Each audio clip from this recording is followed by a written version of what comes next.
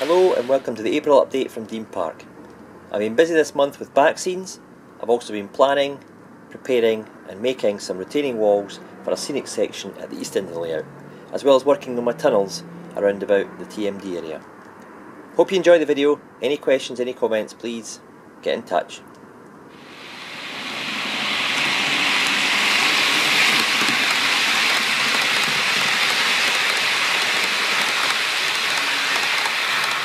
I've been working on my tunnel portals and I'm now ready to apply the red brick to the tunnel and the rest of the retaining walls.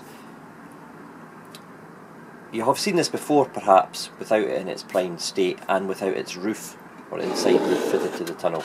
And this is just a bit of Flemish Bond southeastern fine cast brick plastic sheet, and it's been cut into a strip and glued round the formers for the tunnel portal there.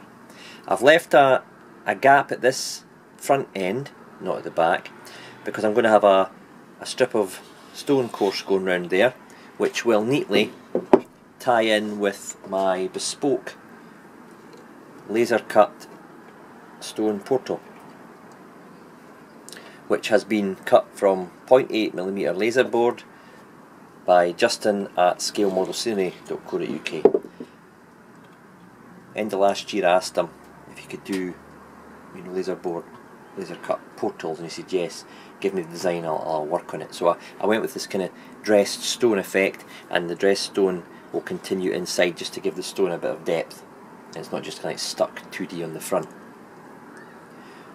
I've kind of used inspiration from photographs to get the right kind of material that I wanted. I've got brick there, and I'm going to have a nice stone decorative portal entrance there as well.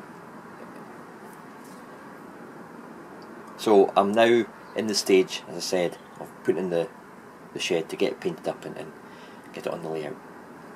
So hopefully do that in the next month or so. I think it will look really good when it's all finished. Just a quick clip to show the tunnel in situ with the stone surround put on the front there, and that will be surrounded by retaining walls that will block out the white panel on the bottom of the back scene there. Okay, and give it the impression of a cutting into the top level. The reason I did that was for access for cleaning or rescuing a derailed train or whatever underneath the TMD. I can get my hand in quite a bit, and the same at the other side.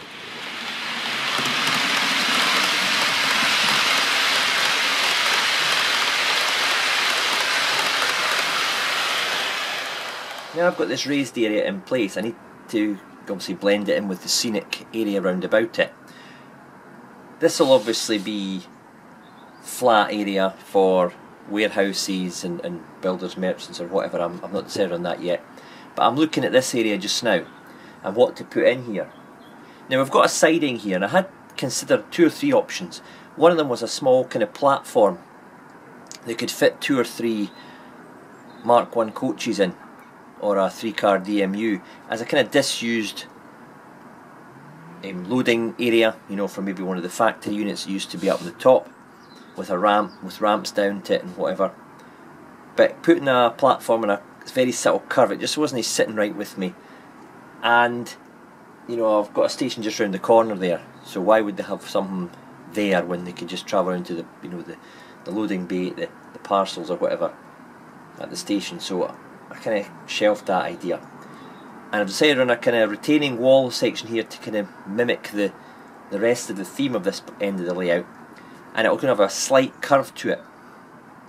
This bit sticks out here because that's the end of the track, and I'm going to have the embankment coming down, and then a change in direction, if you like, as it comes along here and then continues onto embankment. So I decided on a kind of stepped retaining wall there, and what I do first, I like to do first when I'm designing, is I like to draw it on paper, and you might not be able to see that very well on the camera if I get this bit out of the way, but that's the sizes and the steps and the sections of what I was trying to kind of model, and the hatched areas there are the frame for my retaining wall with the dimensions in millimetres, and I've got it stepped down just to add a bit of visual interest.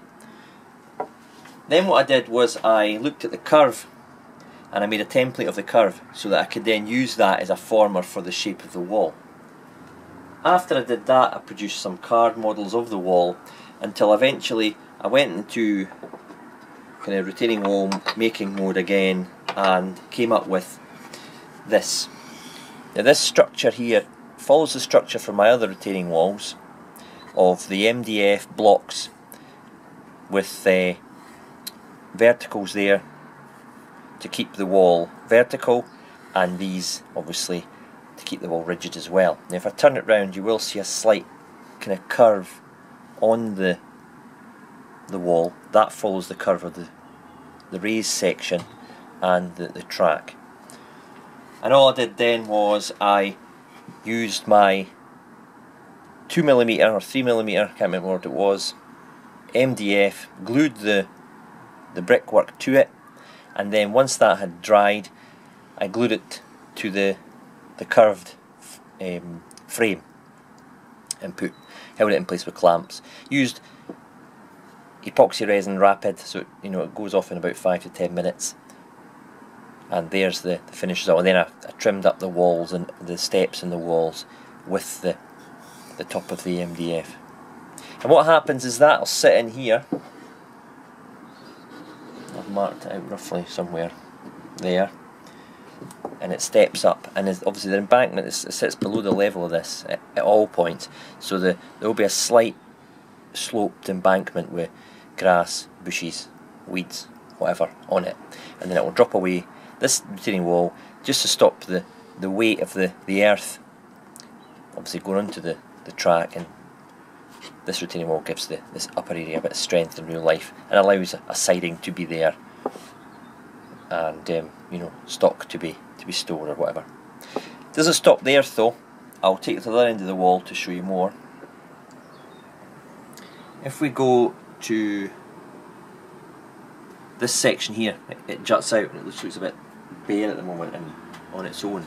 I've cut a step section there as well, and it goes around the corner slightly. Again, just MDF. You can see the back of the MDF there. This bit here will keep the wall perfectly vertical without it cupping, and obviously these bits here keep this wall perfectly straight. So they act to give it a structure. This goes in here at a certain length. I'm not decided how far out it's going to stick yet. And again, this is to support the earth there, to stop it landsliding or whatever onto the siding track, and that'll be fitted in there. And again, the slope of the, forgot a wee bit of shaper sheet there, the slope of the earth will come down onto the top of that wall, and it'll all be edged and capped with the usual that I've got on this wall up here. To give it further strength in real life, I've added buttresses to it, and this buttress here, well, if I move the camera out again, for this section here, I've continued the wall round the corner, so when I put it there, there's no bare edge of MDF showing, because obviously the earth will come down there, but it'll maybe just come down like that way, not come just vertical, so you will get a wee bit of exposure at some point of this little end of the MDF. So to stop that happening, I've just popped a bit of plastic on the side there, and I've got them stepped down as well. There'll be a buttress there at the corner, and there'll be another one there at the end to start the wall off, and so on and so on. And the buttresses step down in size as the wall obviously reduces in height. Okay, again, these are just made from the brick plastic sheet, and that is 2 layers of 2mm plastic card glued together with plastic magic and cut to shape, and there you go, you've got yourself a buttress.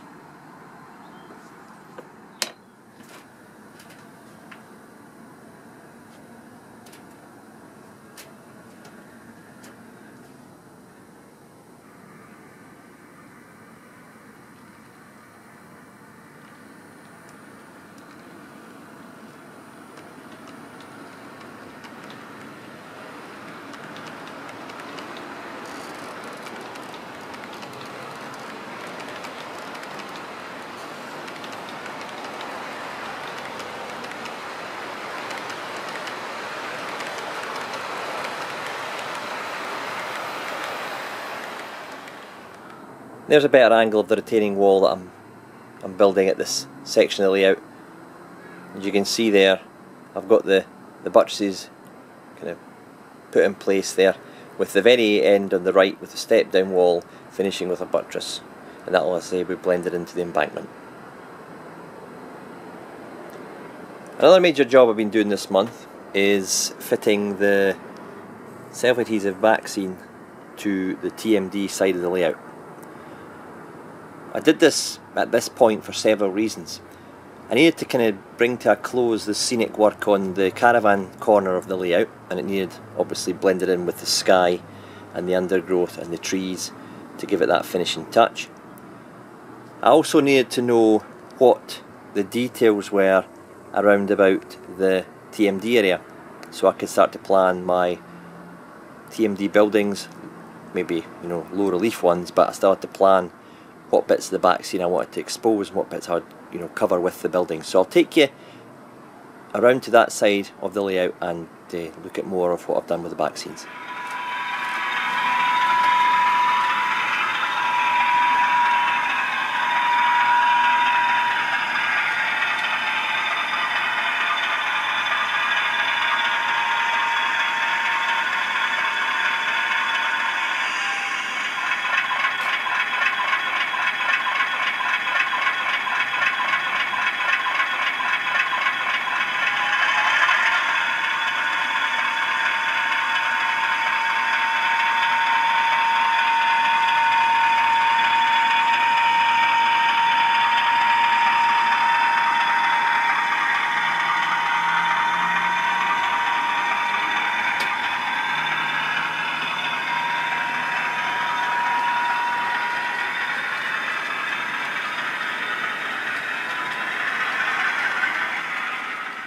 This section of the back scene is bespoke to Dean Park. It's a heavily modified section from the industrial back scene from ID Backscenes, and I got them to remove a river, some cooling towers and an industrial scene and replace it with trees and hills and basically greenery to blend in with the back of the caravan park and this raised section with the trees and etc. on it. It then builds into more of an industrial scene, which is coming to the standard industrial back scene by ID Backscenes. Obviously that white area there will be covered by a retaining wall. There's a security fence that runs along the back there, and that might prevent me having to put my own one in on the actual TMD. You can maybe zoom it in there. And then some more industrial units there before it builds further along towards where that Swallow 47 is sitting. Now you'll see behind the Swallow 47 there's some tall reeds, grass and undergrowth that possibly don't blend in too well with the TMD section. So that's the kind of area I'm looking at, maybe putting some low relief buildings. Keeping the industrial buildings visual and any major green bits possibly just blending them into the TMD with some buildings.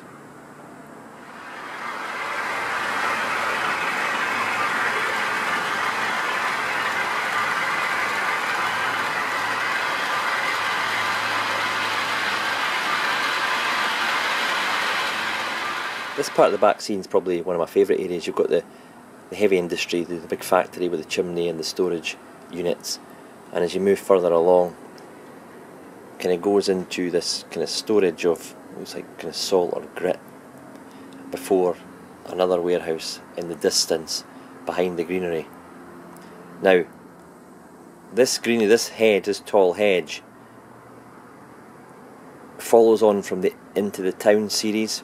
So it will blend in with the Into the Town going round the corner, and I asked for that to happen as well in the bespoke section of the back scene. So at each end it's been kind of tailor fitted into my existing back scenes as best as possible. Obviously it's not flawless. I've moved the background into the foreground a little bit more, just to give the factories a more a presence, if you like. But this tall kind of hedge will be disguised at the very corner. I feel it's a wee bit maybe the same all along, if you like, but a lot of it will be disguised by the scene that will fit in the corner, which will be raised above the level of the raised section of rails. so you won't necessarily see that big hedge in its entirety. So I'm quite impressed with the backscene all in all. It's a premium polypropylene self-adhesive backscene from ID Backscenes. Obviously it's been altered to suit my particular layout. I wanted the foreground brought forward and some of the ends of the backscenes edited to suit me, and I'm quite impressed with what I've been given.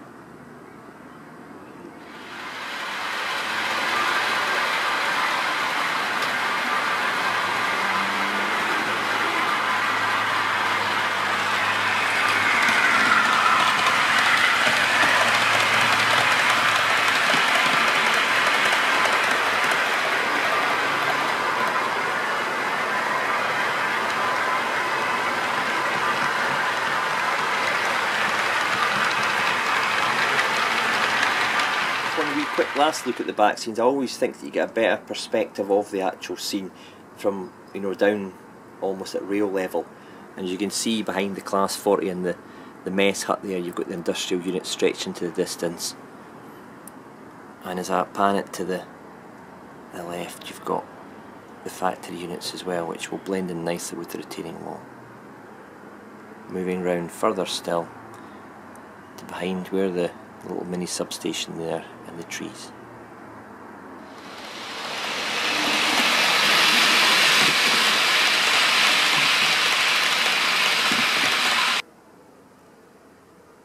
My first shout out is to the Worley Model Railway Club.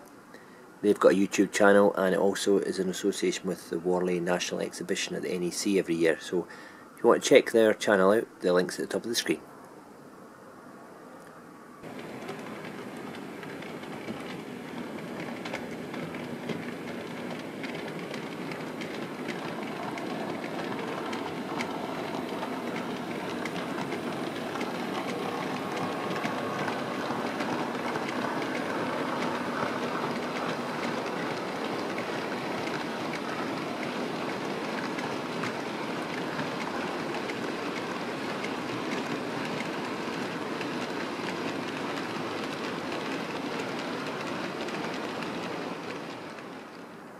Another couple of locos added to the layout this month have been two Backman Class 47s. I think that brings the total of new ones for this year, for me anyway, to almost half a dozen. They're mostly on pre-order, with the case of the 47444 there, University of Nottingham. That's been on pre-order for quite some time, and when it came out, you know, it got it delivered, and I really am impressed by the quality of the finish of the paint on this particular one, and it runs very well as well. The one at the back I'll just get rid of, University of Nottingham, and bring in this limited edition classic. This is 47406 Rail Riders, and this was a limited edition from Gagemaster back in 2010 I think it was, and this is code 31650P. I have searched for this for years. When I first started back in 2012, it actually was still in stock at Gagemaster, but I don't know, for some reason I never bothered about it. But as my layout's kind of progressed, and you know, the era that I'm working in has kind of got a bit clearer, this became a model that I really wanted. I paid quite a bit for it. I think when it came out it was on, well under £100. Let's just say I paid well over £100. I've not fitted it with my decoder yet, but it was new, unused, from a kind of a retailer that takes in collections, you know, like second hand. But this is brand new, no flaws on it whatsoever, and I say in the very attractive go everywhere red stripe intercity livery. So in the next month I'll be getting this chipped, and I'll show you some running of it in future updates.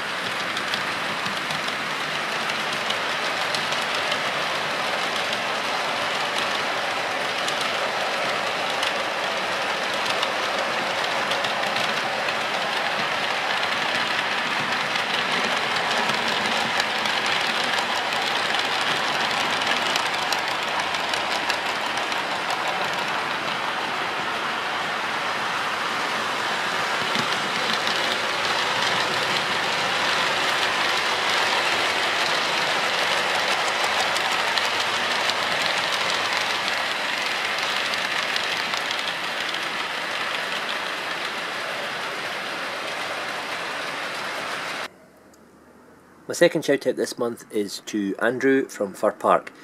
He's got very similar rolling stock to me, with kind of themed on the Scottish scene, so if you want to check his channel out, the link is at the top of the screen.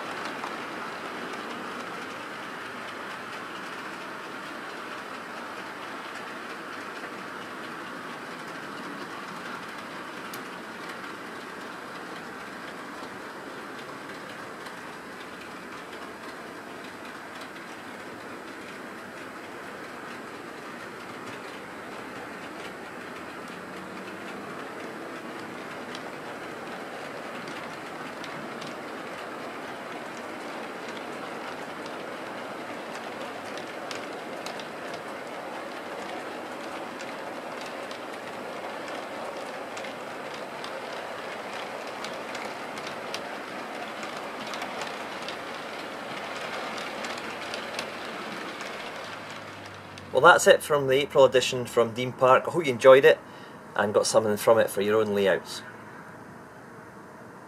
Cheers just now.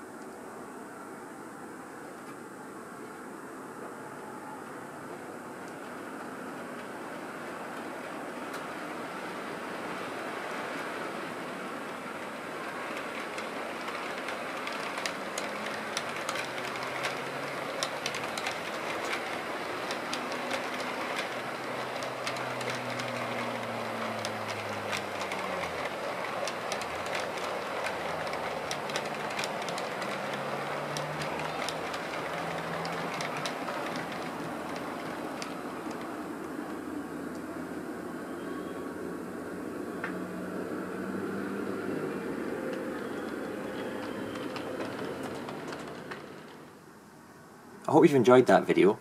If you have, why not check out one of my earlier videos? Or if you'd like something from the Network South East region, click on Richard from Everard Junction. The links are on the screen.